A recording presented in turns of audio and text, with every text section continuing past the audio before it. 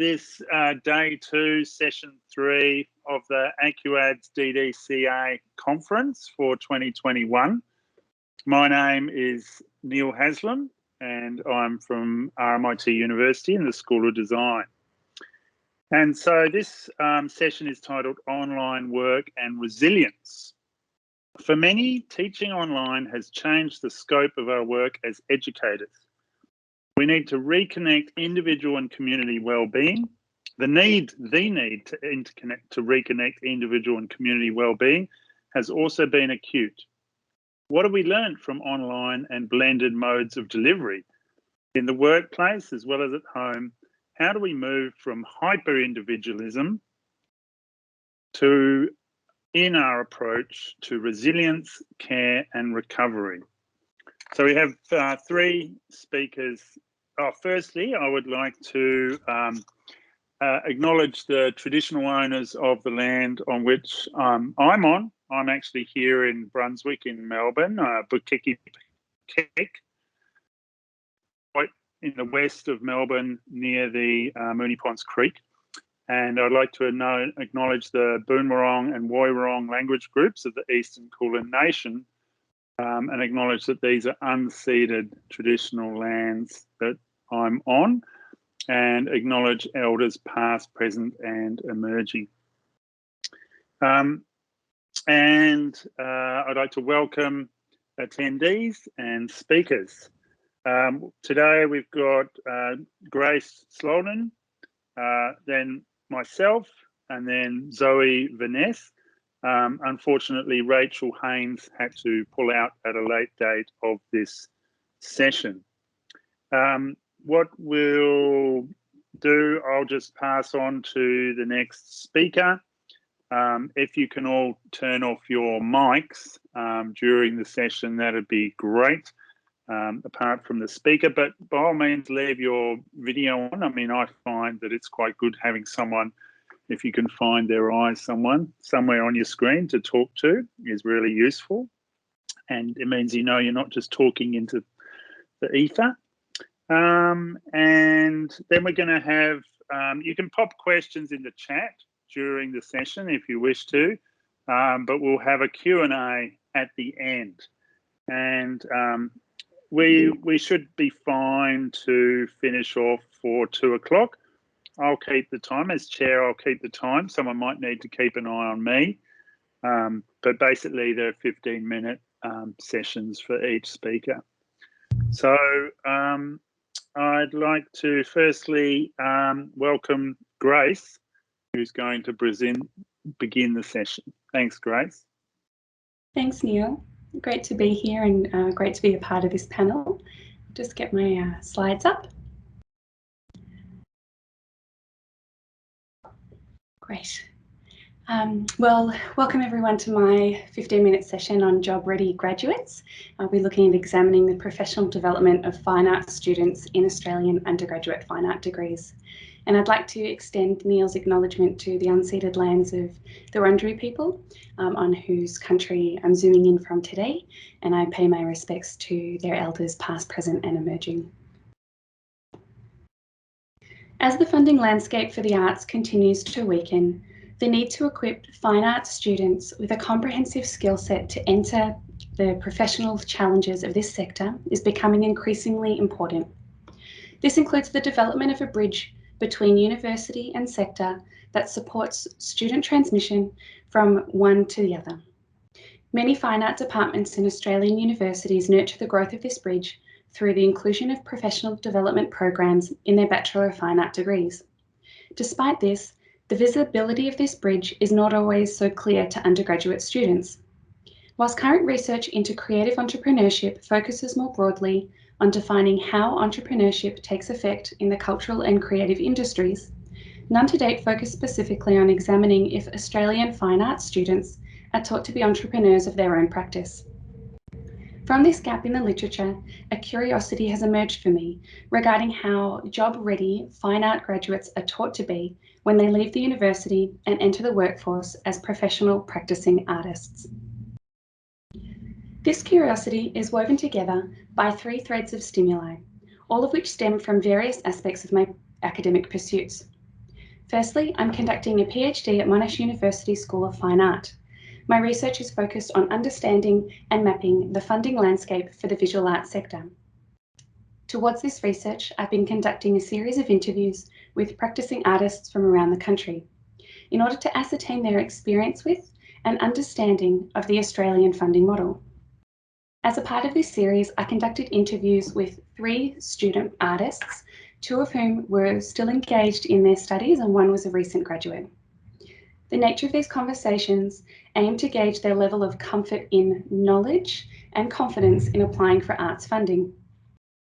2 out of 3 of these interviewees were decidedly not confident and expressed a lack of knowledge in how to pursue the funding landscape. As I probed further, a parallel was revealed between their knowledge and comfort with seeking funding and their knowledge and comfort in relation to entrepreneurial skills in support of their artistic practice. Skills, for example, such as marketing, funding, taxation, and insurances, or even pricing of an artwork. One interviewee who was confident and had this knowledge had previously run a small fine art business prior to enrolling in their fine art degree. They also credited a subject that was taught and offered at a 3rd year level of their fine art degree that was dedicated towards teaching these skills as particularly useful towards their confidence in pursuing their entrepreneurial aspect of their practice. My thoughts following these 3 interviews continued to circle around this juncture between what these students were taught as a part of their degrees and their level of confidence in pursuing their artistic practice beyond the university system. As I ruminated on this, another thread began to take form. With thanks to the support of my colleagues, I've been invited on a number of occasions to present a guest lecture on arts funding to various cohorts of fine art students across the fine art faculty. Without doubt, every time I present these guest lectures on arts funding, I'm met with 1 or 2 requests from students who attended for a private consultation to discuss this lecture content in greater detail. The nature of these conversations take the form of the student having been surprised or overwhelmed by their own self-described sense of naivety or ignorance in relation to the lecture content. These conversations echo the sentiments expressed by 2 out of the 3 interviewees explained earlier, who did not feel confident in their knowledge or skills relating to the business side of art practice. I started to see a gap emerging in the minds of these students between what they wanted to know and what they felt they did know in relation to these particular skills. Since my latest guest lecture that occurred 2 months ago, of which this time I received 3 requests for consultations, I've since been wondering about the veracity of this gap from the pedagogical perspective of the institution. I knew for certain that this content was being delivered at least at an introductory level, given my own involvement in these guest lectures. However, I wondered what the students' expressing appetite was in relation to. Did the nature of the degree already include this content that somehow the students were overlooking, or were they asking for content that wasn't included in their studies? The final thread has more recently emerged from my work as research officer for the School of Fine Arts. I've been tasked with researching the concept of cultural enterprise and how it's taught in creative degrees across the country and around the world.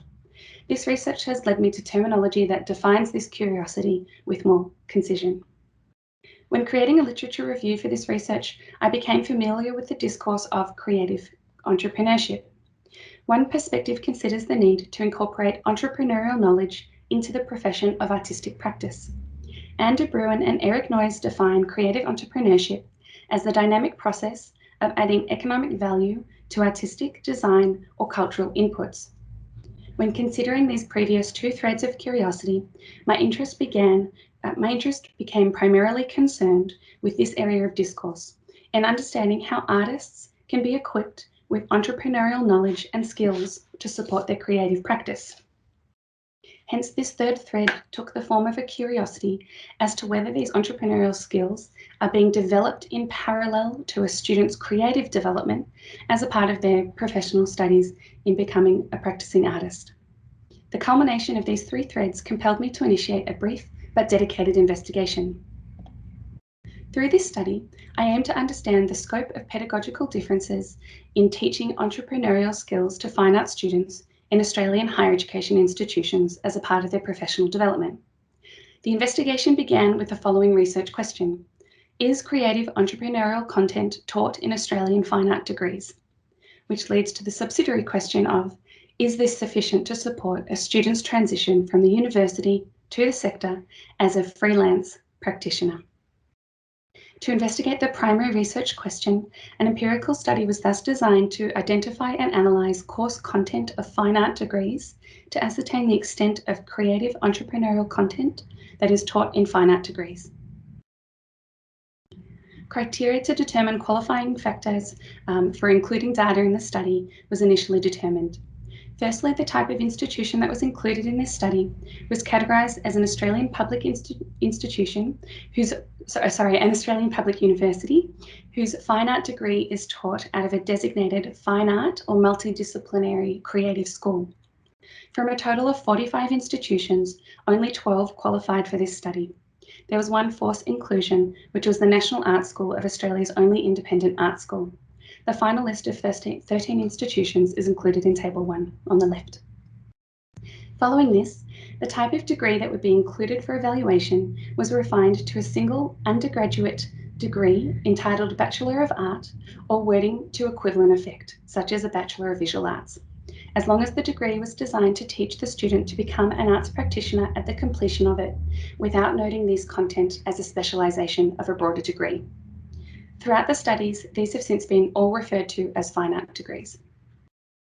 The data that was collected from these institutions came from an identification of subjects whose content related to professional development.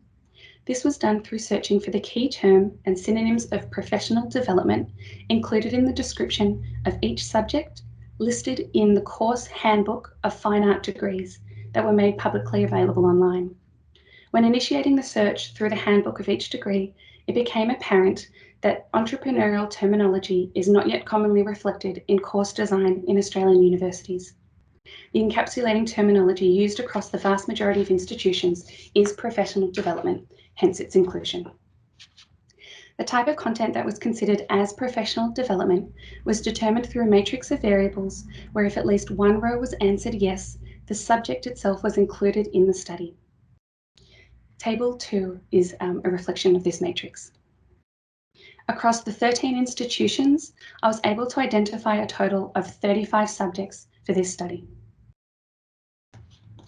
With data in hand, the first point of analysis was to determine which of the 13 institutions incorporate professional development content in their fine art degrees.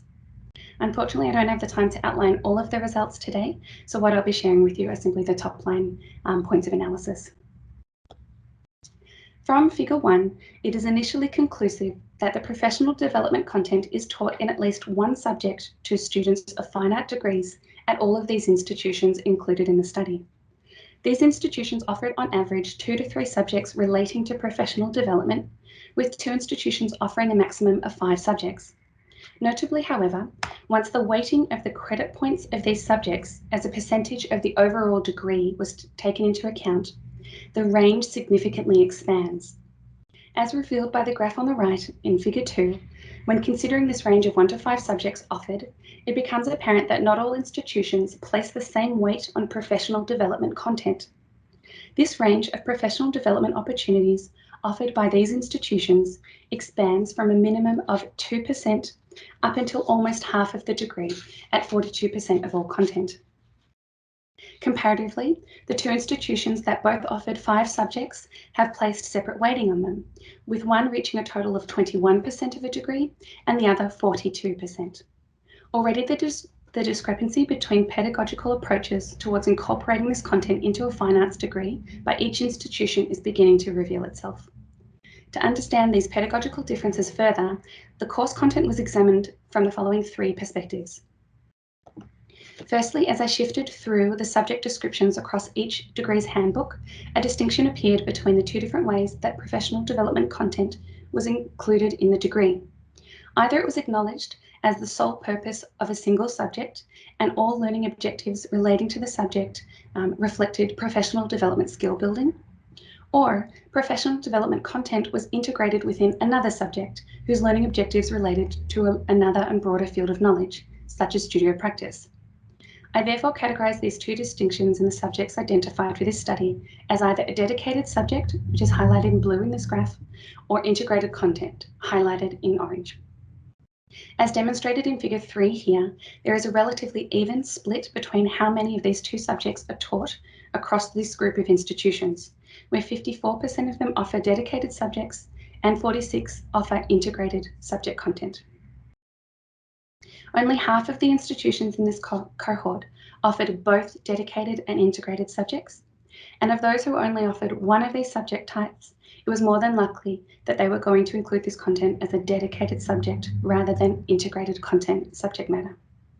Only 2 institutions offer professional development content as integrated. The pedagogical insight revealed here suggests that almost all of these institutions demonstrate that professional development content is at least worthy of dedicated attention as a single subject within a fine arts degree. The differences in these approaches was further examined from a second perspective to understand how these subjects are taught, this time with a focus on the form that the subject takes. The dedicated subjects were found to be designed in one of 2 ways.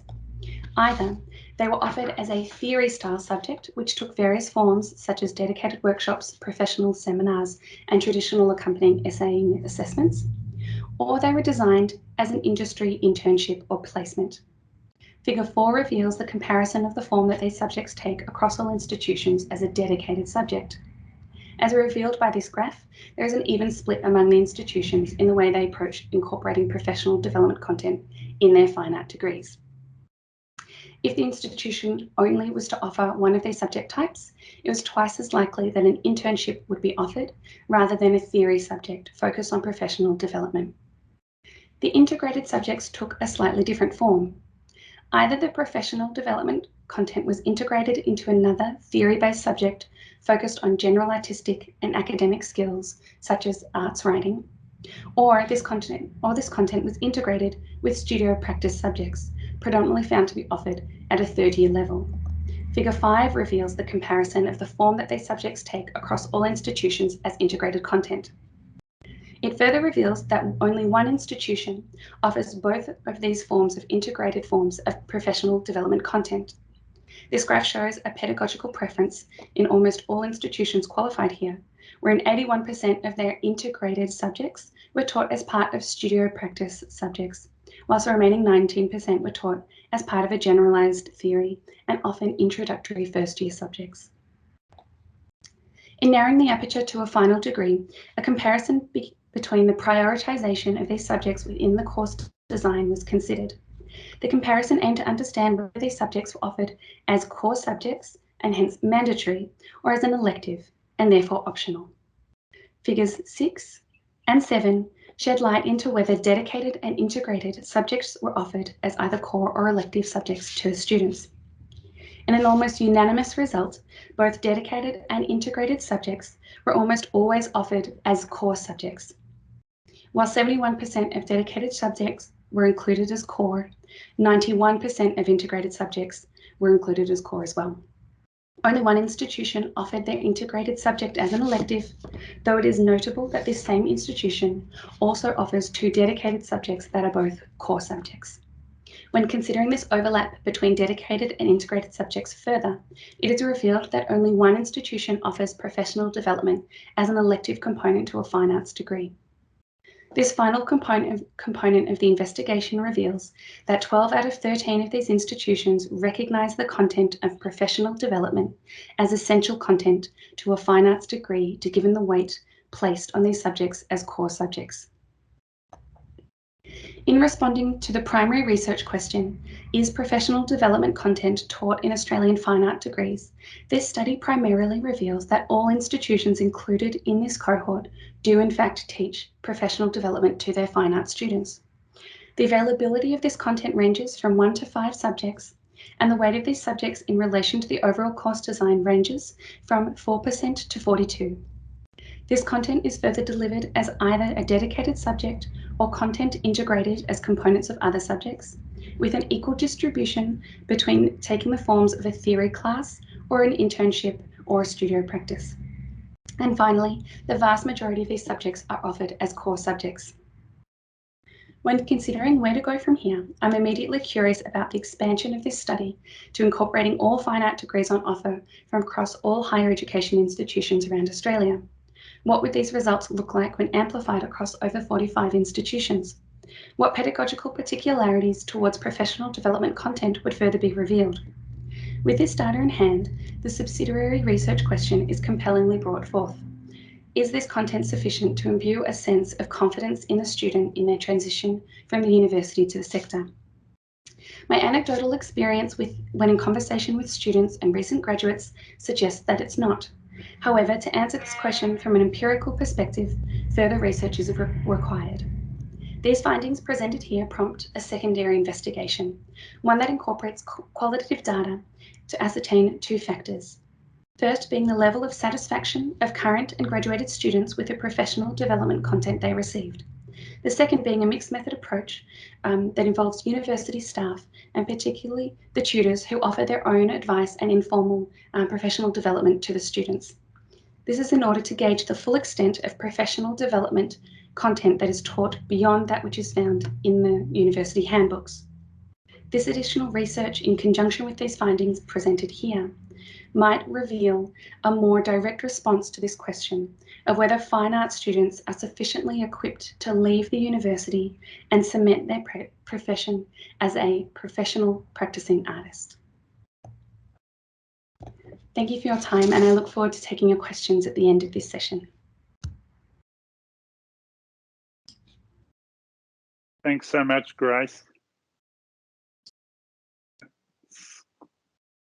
Right, so I am going to now share my screen.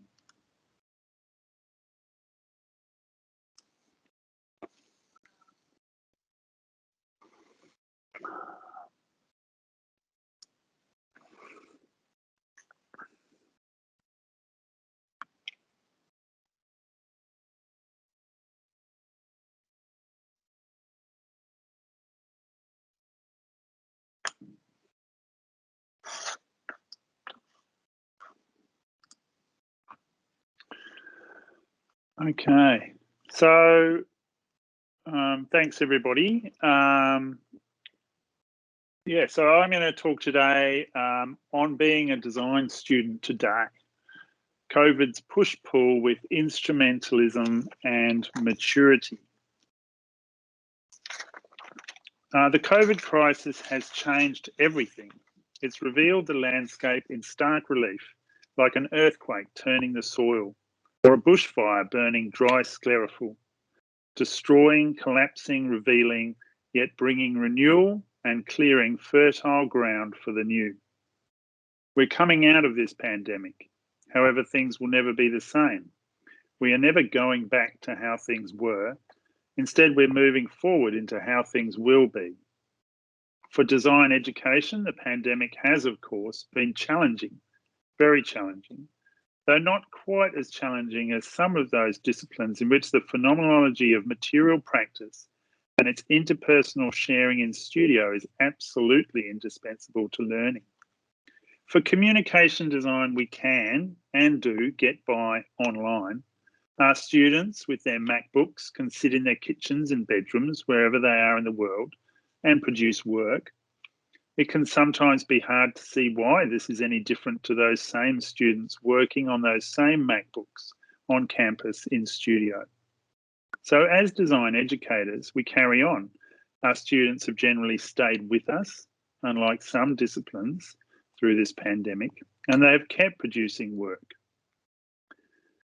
Some signs are grim for the future of this tertiary education system. Next year, we might well see our international students, upon whom a lot of this system relies, slowly peter off, locked out of Australia and so looking elsewhere, rather than gambling on an enrolment in a hastily developed online or concurrent offering that does not allow them to leave their family home for an offshore experience, improve their English, or really feel part of something bigger themselves. I believe that design education is at a crossroads. Through COVID, we find ourselves, on the one hand, dragged towards a highly instrumentalist and reductive view of the purpose of education to get a job, the purpose of practice to do jobs, and what we should be prioritising as educators to get them all jobs. We continue exhausted, in danger of losing touch with what brought us to teaching, the lively dynamic interplay with those new to the worlds of design. Yet on the other hand, we see students and lecturers displaced productively from their traditional and habituated roles. We see a flattening of hierarchy, a shift in what it means to be a student or a teacher of design, and through this, new potentials for valuing the non-instrumentalist capacities of practice. Our collective global existential crisis might allow us to be reborn into new conceptions of why we are here. Might we have been given the opportunity to mature our understanding of what it means to be a design educator, to be a design student, and to practice design? I'm going to talk about 3 moments as examples of this productive displacement that I'm seeing. Firstly, the Global Design Studio, which we ran collaboratively for some time at RMIT Communication Design. Secondly, a virtual study tour we offer with Singaporean students that Beck Nally spoke about brilliantly this morning. And thirdly, a face-to-face student-driven lecture panel discussion run during the break in lockdown earlier this year. So firstly, the Global Design Studio.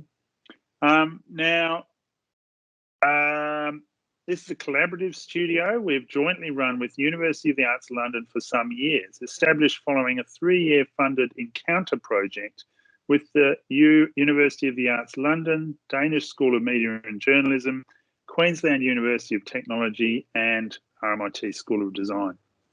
In March this year, the studio ran again as Ideas for Humanity, a cookbook for planetary health, and brought 20 RMIT students together with 40 in the UK and 30 from Elisava in Barcelona. The students formed into groups and over a 2-week highly intensive design sprint produced responses to global issues. The recipes included upcycling clothing, personal pollution detectors, concrete recycling strategies. 2 weeks ago, we had the launch as part of Barcelona Design Week with our lecturer on the ground from Elisava, Albert Fuster, as well as myself, Blair Wild, Eva Verhoeven, Gareth Foote from UAL. We also had Chelsea Connor, one of our students here at RMIT, and a current second year. During a live panel for that, Chelsea, when asked, what about the studio, she said the best part was working with people globally, the short time frames, learning from the professional practice of online collaborative design work. This was great to hear. She was saying in her own words the sort of thing we as teachers would normally be saying to students about our aspirations for studio. But instead she took the role of telling us who she was, where she was going, and what she was going to do with her capacities. For me, this is an advanced communication design pedagogy. The second project is the NAM Melbourne Kulin Study Tour, which is actually now a virtual study tour. So this studio sees about 50 Singaporean students come and stay here in Melbourne in person, explore the city and think about work on cultural exchange and learning over those 2 weeks and bond with one another. Due to COVID, for the last 2 years, the study tour has been forced to go virtual. What's the point of a virtual study tour? And yet it has gone from strength to strength. Last year, in response to how do we create a viable study tour virtually, Beck and the team initiated incorporating preparation for the study tour into her local studio titled Hospitable. The students in this studio prepared materials designed to welcome Singapore students to Melbourne, give them an experience of the different aspects of Melbourne life and culture. And when the Singaporean students started their study tour, they were welcomed with videos, publications, and interactives that activated their sense of place and difference. The local students reached out, the Singapore students were hosted. A reciprocity became established between the two cohorts that had been difficult to achieve during the face-to-face study tour. Local students were enmeshed in a real-world problem that required them to extend themselves beyond their own condition to a state of welcoming and supporting the other. And also, I mean, as Beck detailed in her presentation this morning, the studio really does tackle quite challenging topics, bringing people into mindfulness of First Nations, and what's more, bringing Singaporean students into that mindfulness. So it's quite a complex studio that's delivered.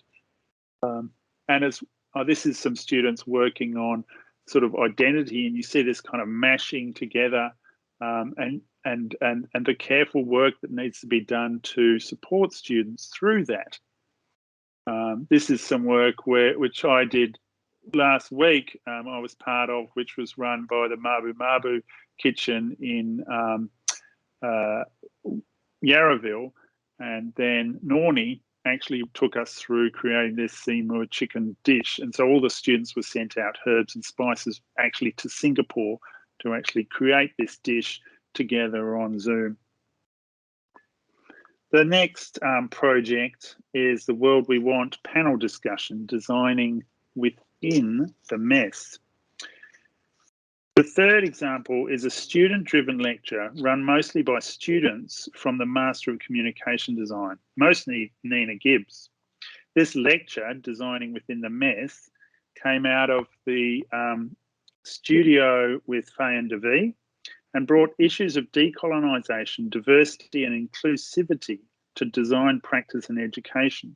The students produced a number of outcomes, a range of posters, interviews with women designers, and discussed what a decolonised design practice might look like. The students took the lead in planning the lecture, inviting speakers and speaking themselves, curating and emceeing the event. As another lecturer said recently, this is beyond student-centred and moves into a student-led teaching.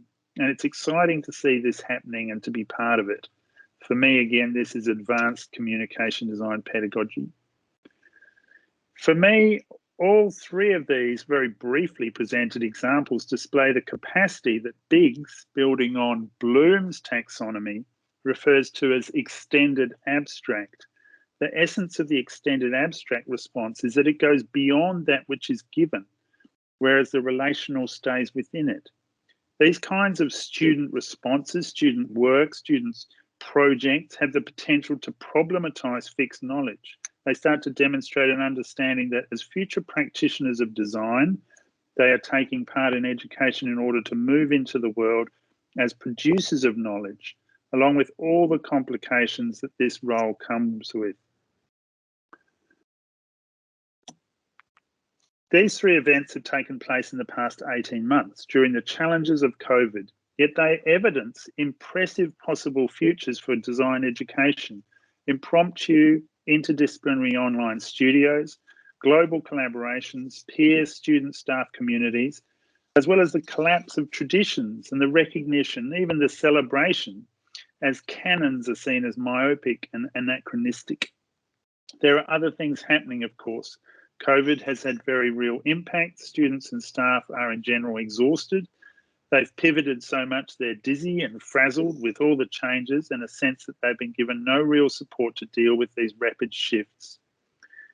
Times are tough in the uni sector. There's no money for any extras, which generally means a reduction to core business, away from the real world, away from problems, away from curated bespoke experiences, and consequently away from the rich interaction which brings so many of us to education. At times, the institutional response seems to privilege a narrow view of education, bums on virtual seats, policing student to staff ratios, and attempting to reduce the complexity of tertiary education to bite-sized morsels able to be consumed on your smartphone like Vox Pops or Instagram moments. The three examples I've given, for me, problematise those roles in education. They demonstrate flatter structures with lecturers and students producing new knowledge together. They have the potential to deconstruct traditional edifices allowing students to take their new knowledge and create new industry rather than be crammed into established roles and practices. As well as shifting the role of design lecturer, these changes shift the institution itself so that communication design education is a shared experience, a constantly evolving co-design space that students and staff join in order to help develop further and expand into new horizons. Thank you.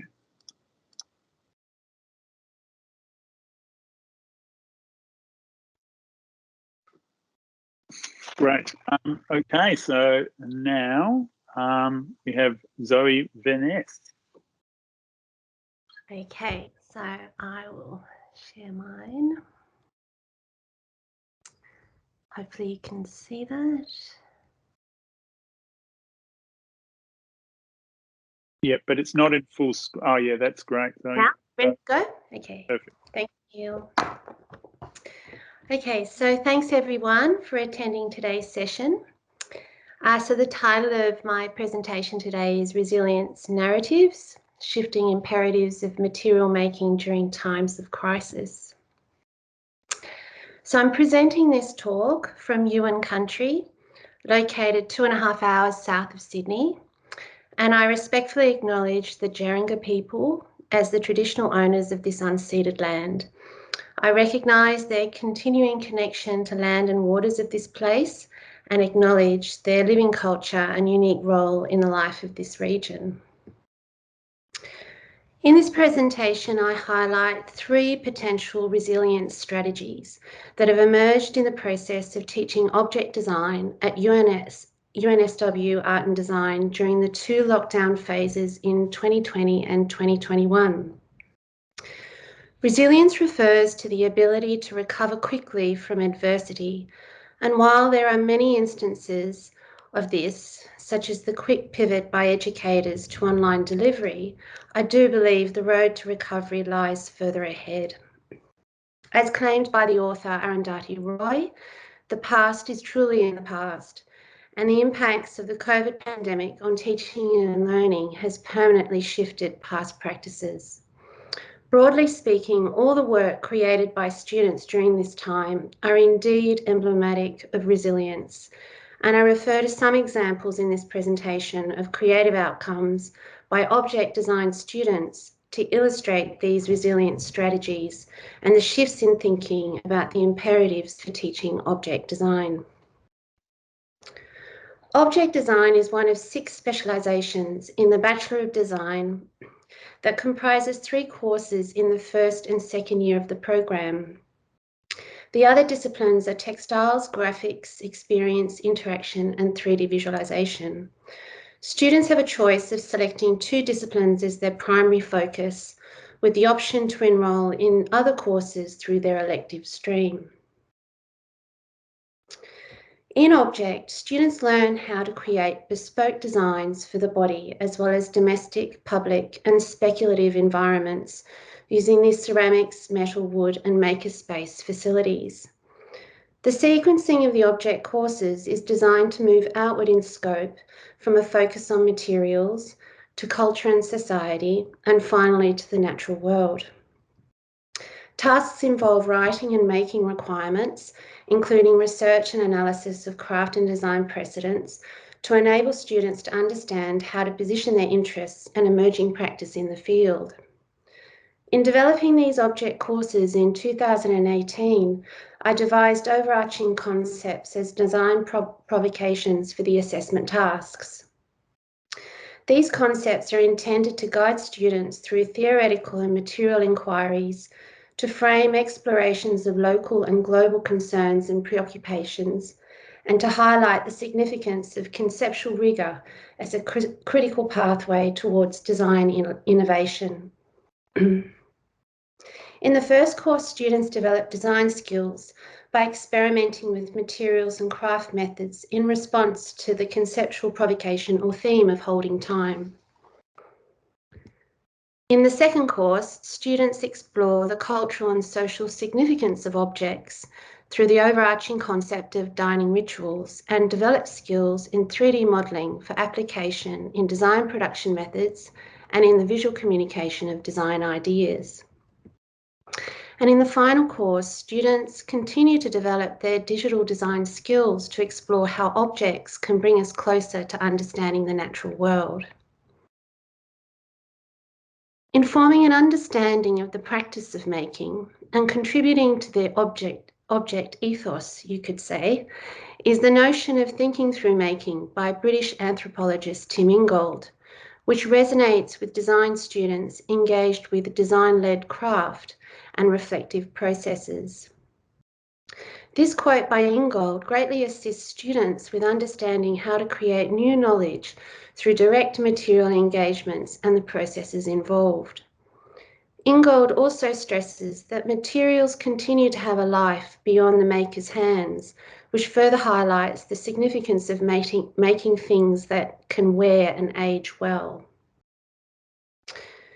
The object courses were designed to be delivered in blended learning mode, which involves in-person, also known as face-to-face classes, supported by online resources. In March 2020, my colleagues and I had to quickly pivot these courses to online, which remained in place till the start of 2021, when classes returned to campus in dual mode to accommodate both onshore and offshore students. In June 2021, with the outbreak of the Delta COVID variant, classes re-pivoted to online and are still being delivered today in online mode. I'm interested in 3 insights or takeaways from this experience that are reflective of resilience.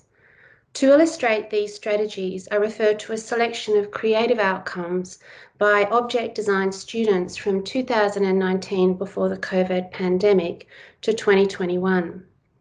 The first strategy is the resourceful use of materials employed by students to create the jewellery component of the Object 1 course. Normally taking place on campus in the jewellery and metal studios, students explored the potential for jewellery to embody and carry meaning by creatively transforming materials from the everyday. The second strategy reflects on the students' exceptional visual communication skills that developed due to the availability of more time in lockdown to focus on computer skills such as 3D modelling, measure drawings and renderings, by referring to online resources that were specifically developed for the course. And the final strategy refers to a walking exercise that's incorporated in the first week of Object 3 as a starting point for design that during COVID lockdowns also highlighted the value of walking as a restorative exercise to alleviate the anxiety of online learning and screen fatigue. Object 1 was first delivered in 2019. And here you can see the concept of holding time explored in a series of coiled ceramics inverted on timber frames by Sian Bousted. Time is embodied in the hand-built layers of the coiling process and in the iteration of design forms. And here Kirsten Faulkner plays with the concept of holding time by juxtaposing new and upcycled timber and by embedding and enclosing 3 simple cylindrical ring forms within the wood matrix. Both Sian and Kirsten's projects were displayed with other first-year design work from Experience and Graphic Design at the Australian Design Centre in 2019, a great exhibition opportunity for design students at the start of their design degree. However, the COVID experience of 2020 and 2021 shifted the making imperatives of Object 1, with thinking through making approaches applied to the use of alternative materials sourced from and transformed in the home studio. Contemporary jewellery shone in this instance, and I will preface this by declaring my bias here as a contemporary jeweller. But as you can see by Rosie van der Veer's ring design, the conventions of the circular ring form were pushed sculpturally to convey greater meaning in relation to the concept of time. These evocative forms are reminiscent of geological formations, balancing precariously on the wearer's hand. Another example of expansive approaches to the jewellery component of the project brief is Lana Marshall's ring studies created by using a hot glue gun. Lana used the opportunity to explore the concept of holding time by creating pathogen-like patterns made from glue that responded directly to the COVID pandemic. Her iterative experimentation with this material was extensive, with the photographic requirement of the brief explored through a flatbed scanner to produce these floating images. My question now is how to bring these two approaches together, the traditional metal making skills with the experimental transformation of alternative materials. Moving to the second resilience strategy, part of the project development for object design courses is the creation of design drawings to visually articulate scale, perspective views, and construction sequences. Students have the option to create drawings by hand, as demonstrated by Annika Karsken's hand-rendered vessel design, or to develop digital drawing methods using 3D modelling software. In 2018, UNSW invested in the development of new teaching resources to uplift digital learning. A series of step-by-step videos were created to support learning of 3D modelling methods that aid contemporary design production and visual communication. During lockdown, with the shuttering of campus workshops and facilities, these modelling videos provided the opportunity for students to strengthen their computer skills, as more time was obviously made available to focus on this task. As a result, for those students that dedicated time to deepen this skill, the level of detail was remarkable, and equally the conceptual potential of the designs. So here you can see various viewpoints of a vessel design by Sebastian Nocelli in finely drawn line work that clearly details the slip casting fabrication method and steps required to produce the design. The measured or working drawings effectively communicate the methods needed to create form. Even in its resolved form, the vessel model on the left enables Sebastian to assess construction methods.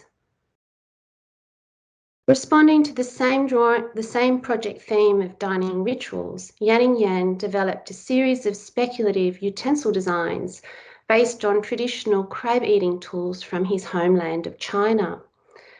These proposed designs incorporate interchangeable parts, including found objects that are effectively conveyed in the rendering. Due to the lockdown experience and the shuttering of campus workshops, students like Yan thought expansively and beyond the limits of his competency with making skills. This particular case highlights the need to reconsider the imperatives of the physical prototype to enable students like Yan to thrive. Jesse's chair design for Object 3, that's based on the Voronoi pattern found throughout nature, also exemplifies a high level of detail with the communication of differing views of the design and the methods required to produce the object. Students like Jesse also benefited from one-to-one online meetings with workshop staff to discuss and refine technical issues and processes. This form of support during lockdown had a great impact on the well-being of students undertaking these material-making courses.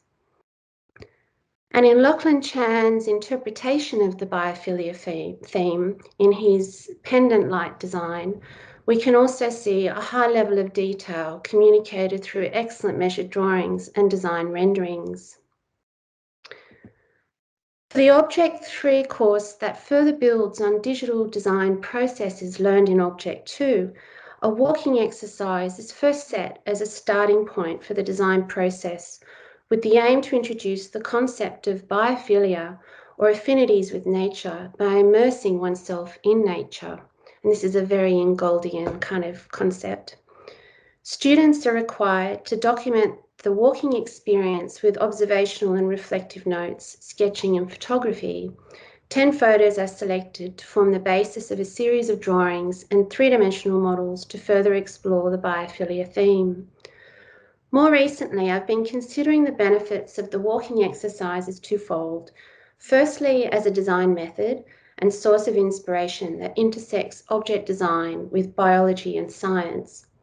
And secondly, illuminated by the online experience as a restorative method to cope with the stress of studying online and the effects of screen fatigue on concentration limits and what environmental psychologists refer to as directed attention.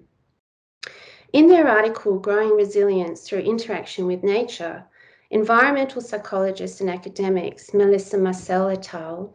Examined the potential for nature walks to foster resilience. Referring to the attention restoration theory, or ART, by environmental psychologists Rachel and Stephen Kaplan, Marcel et al. Explains the importance of involuntary attention in the restoration of one's ability to maintain focus.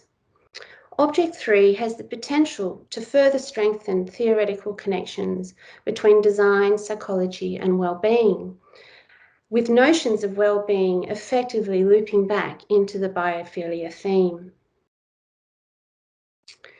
The impacts of COVID-19 on material-making courses has been significant, but these 3 resilience strategies are positive insights from what has been a rather traumatic experience for educators and students. Having enjoyed this experience, we can now apply insights such as these to what we do well in the physical design studio, and that's to develop a safe learning environment for friendships to form with the potential to seed future design collaborations. And I just want to end this presentation today to acknowledge my colleagues, Big Chu and Mel Young, who have also significantly contributed to the transition of these courses to fully online. And I'd also like to acknowledge object tutors Marcia Swaby, David Edmonds, Harriet Watts, and Bronwyn Williams. Together, we have done something quite remarkable. We've had to think quickly and creatively to deliver these object courses, to learn the various delivery platforms, first Zoom, then Teams and Blackboard Collaborate. We've rewritten courses to accommodate online demonstrations of making processes and made every effort to provide support via screen-based learning. In many cases, the student outcomes during this time are the result of mutual forms of resilience between educator and students, and a dedication overall to the practice of making in the field of object design. Thank you.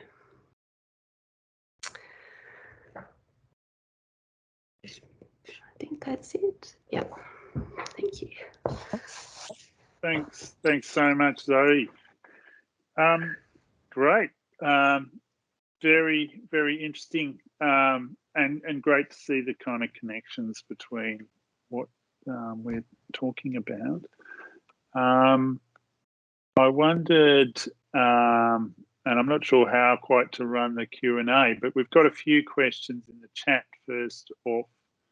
One of the questions I had, I guess for you, Grace, was, and I've just written whether it might be outside the scope of what you're doing, but I wondered about, whether due to COVID, it's changing what students sort of need to know, like what entrepreneurship means, or what it means to be a graduating student in a post-COVID landscape, and whether that's kind of come into your work, or maybe it comes into that second project, like you had that end slide where you were looking at further study. Yeah, it's a really good question, Neil. I think I should probably flag that this study was really limited by lack of resources, which I think is the academic peril of time and funding. So there's quite a lot of related concepts that I would look into.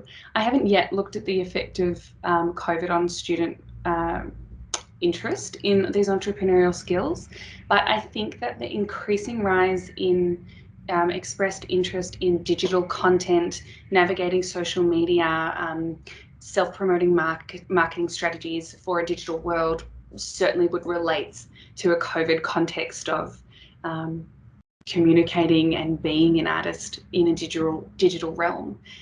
So I haven't looked at it, but it's certainly, I guess, a complementary way to consider what students are interested in and whether or not the university is rising to meet the interest.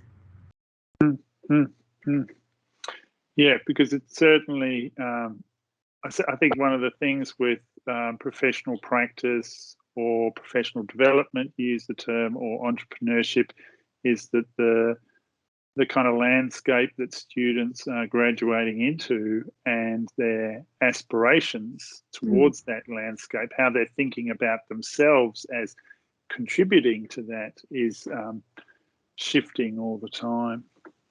There's also a question, and I'm not sure whether people can turn on their mics, but from Kit around, and he just says he would be interested to know more about the assessment design for the courses, learning objectives and how they link to graduate outcomes. Yeah, I think it's a really critical point to consider. Definitely, I would love to include that in the secondary investigation, looking at how the courses are designed beyond the handbook to see what learning objectives are. Does the assessment criteria or the assessment project itself reflect those particular professional development skills? I know that there's an emergence of, for instance, CV building style classes that take place. Whether or not fine arts students are taught how to do a tax return as a freelance practitioner is something that's worth, like, it's bouncing around in my mind as well as a learning outcome. So I think that would be a really interesting component to the secondary investigation. I think that second investigation would be quite significant and quite large, and it probably does need a little bit of fleshing out of the assumptions that I've included here today, and perhaps a lot more time. A longer project would allow investigation of these different complementary aspects of assessment, learning criteria, learning objectives, and then also the second component of what do graduates and what do art students even want, and how does that get translated into a tertiary language that's then put into these description of the degrees. So I think two equally compelling components of data investigation and qualitative conversations to really understand if everyone's talking about the same thing in a different language, or if they really are asking for really different components from one another. Yeah, no, it's really interesting. I think also what we think about, like, I like what you were saying about, is it embedded or is it totally separate? I mean, I suppose one thing we think about is how does professional practice become part of their studio practice? And I suppose what I was trying to identify in my talk, which was moments when students, I don't know, own their own practice, so they take a very proactive stance towards that, and it feels like they actually, they know what they're doing, they know where they're going, and with that, then then some of those other things fall into place. What they need in order to get there is then generated, and then that sense of them, not so much graduating to fit in, but graduating to actually provide this very real contribution. And I think that was coming through a little bit in your talk too, Zoe. There's a question there. Oh yeah, go on. I was gonna read out Kit's question to you about mindfulness, Zoe, and your three resilience strategies. So he says, yeah, is there a learning outcome that we need to more clearly define for our students? So you were kind of, you're talking about these three aspects, and they do move into a kind of mindfulness territory, which could be a bit unusual, I suppose, when sometimes we're talking about art and design teaching. Do you think that requires us to change the way we're describing learning outcomes? Possibly. I mean, this is something that I've only just started to really consider. And I kind of have to say too, I was going to talk about notions of flow and stuff that are associated with craft. They're inherent to craft. So there's a degree of mindfulness anyway in a craft practice. particularly in a making practice, but that's not explicit really. And I think I know a lot of online workshops taking place at the moment that are all about mindfulness. So, and through the practice of, say, drawing or textiles. So yes, that is something that's coming up more and more, and how we can integrate that into curricula or into learning objectives. That's something that will have to be reconsidered, considered a lot more so. Mm.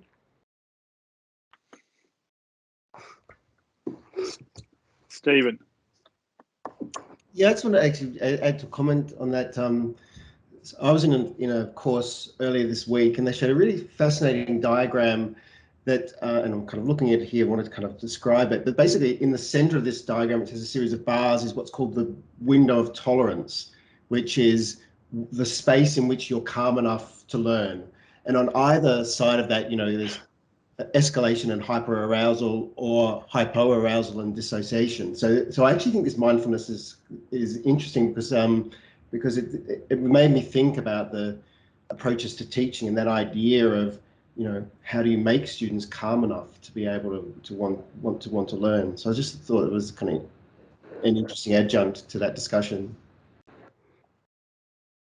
I mean, the walking exercise, obviously, I'd kind of built that into the program before COVID.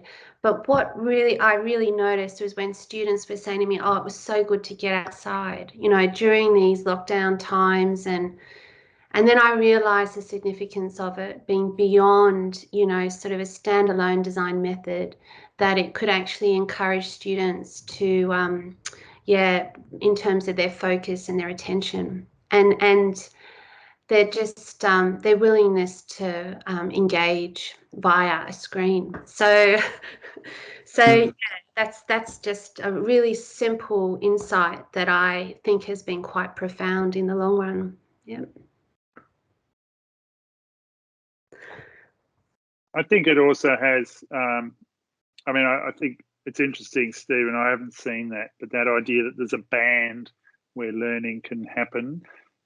There's also that, what was the term? Hypo. Yeah, like, so I'll find the source and I'll send it through you. But yeah, not activated enough, And I think that there's the ongoing screen, being on screen and kind of cameras off. Certainly, I've had lecturers talk to me about a student who fessed up that they were actually working at Woolies during the class, but they'd come in, in order to be there. But how much were they actually there? And so they were just sort of, oh, well, I'll be there so that my attendance is marked, but, not activated enough. And I think it's hitting that sort of sweet spot of,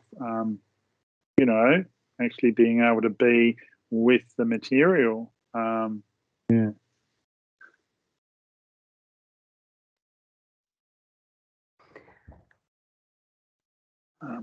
I'm just looking for anybody see another question there?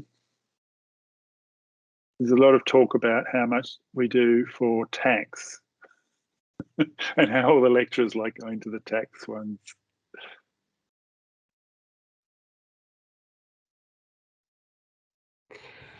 Can I ask you a question, Neal?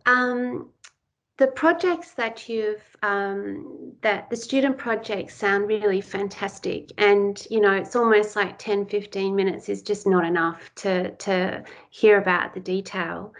But how difficult was it to set up in terms of the cross-university global kind of emphasis that you had?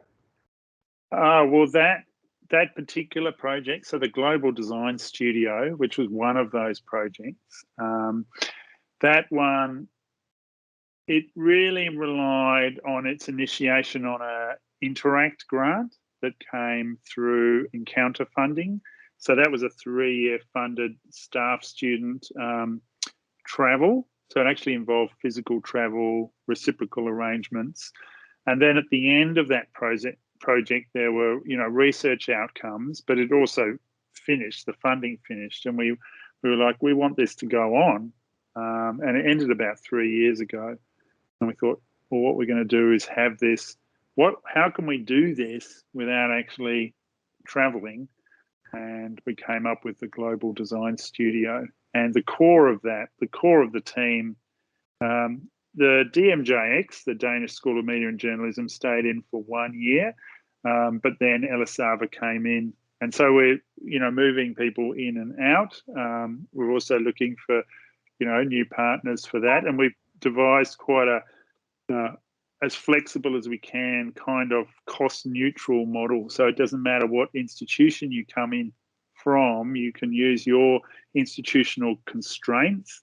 It should work within those as long as we get the students in and together and have this initial intensive phase, which is effectively a design sprint.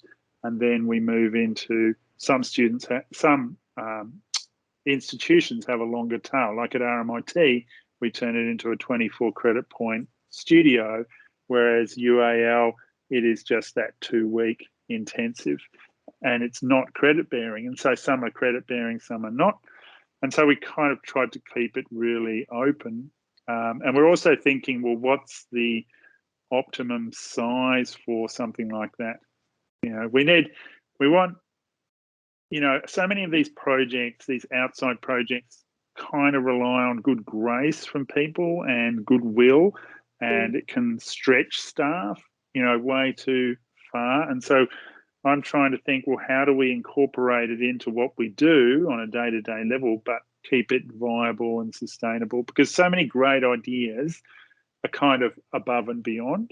And I think that that's quite an issue, That's what I was trying to talk about, that one of my worries at this time, when from my perspective, I feel like we're actually potentially moving into a time of even greater financial stress.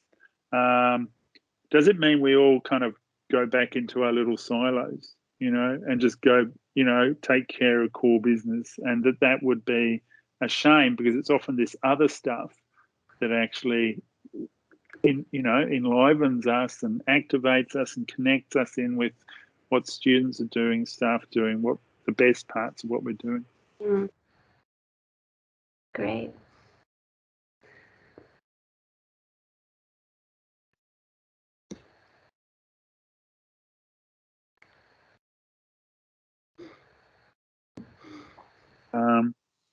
Has anybody else put their hand up?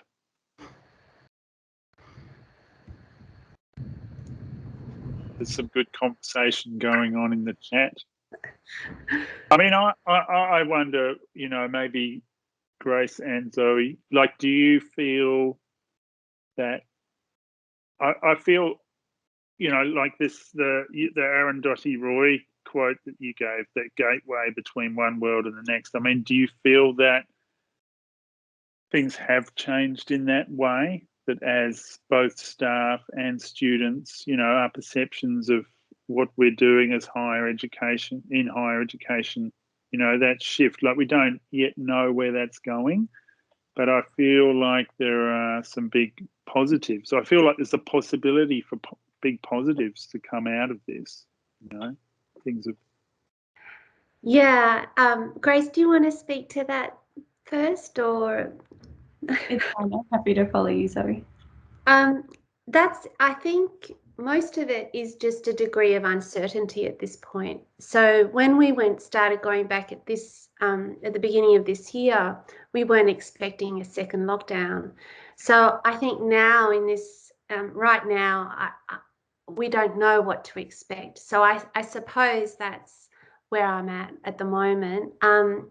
But there's always been an issue for, say, students that involve in making with the prototype. And I do think that the issue of the prototype, or the role of the prototype, can shift. I think that can shift.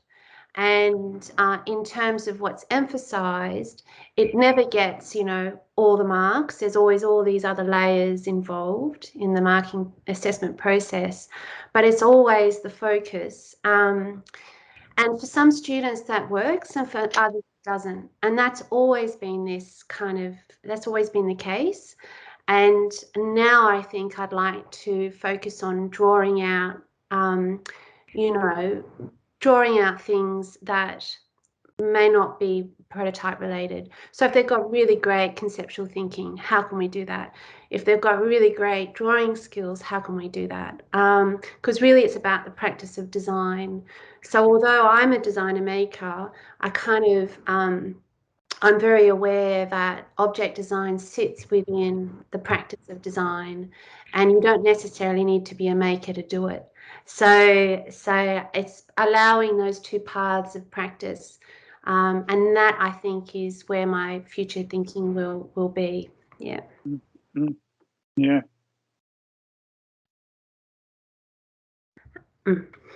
Yeah, no, thanks. Yeah. I mean, it is interesting that diversity. So it's not purely one model fits all. You must.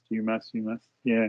It just doesn't work, and I've kind of been noticing this before COVID anyway. But it was almost like this is kind of the set model. You make a prototype and you get assessed on that. You get assessed on how well you make the prototype. And that can now be reviewed, I think. I think that's a really interesting reflection, Zoe, because I see it in the art school as well, where like the completed artistic project is not necessarily the only way to evaluate artistic practice. I've had some really interesting conversations around like how to evaluate and measure failure in the students as a necessary component of creativity, but not from an institutionalized educational perspective. So looking at these models of evaluation as perhaps no longer reflective of the way that practice takes place, I think it's a really important conversation that I'm hearing, thankfully, quite a lot. And it feels like we're on a bit of a precipice of change where, certainly from an art school perspective, art schools are closing, performing arts schools are under threat as well in response to COVID and the shifting landscape. I wonder if, in a response to the more, broader conversation of the place of an art school within the institution, how else do we also consider evaluating creative practice as inherently artistic and not, neoliberal in a way of outcome-driven processes? It's really quite a fascinating conversation to be having. Yeah. Okay, thanks so much, and thanks everybody. Thanks for the great questions and conversation. We haven't got to all the questions, but they're all in the chat, and I think the chat will probably, knowing Teams, I think it'll keep going, so we can keep contributing to the chat during the break. But I'd just like to thank everybody, and good to meet you guys, and good to see you. Good to be part of ACUADS again. Yeah, nice to meet you, Grace and Neal. Thank you, and thanks everyone. Lovely to meet you. Thanks for a really great session this afternoon. It was really enjoyable. Thank you.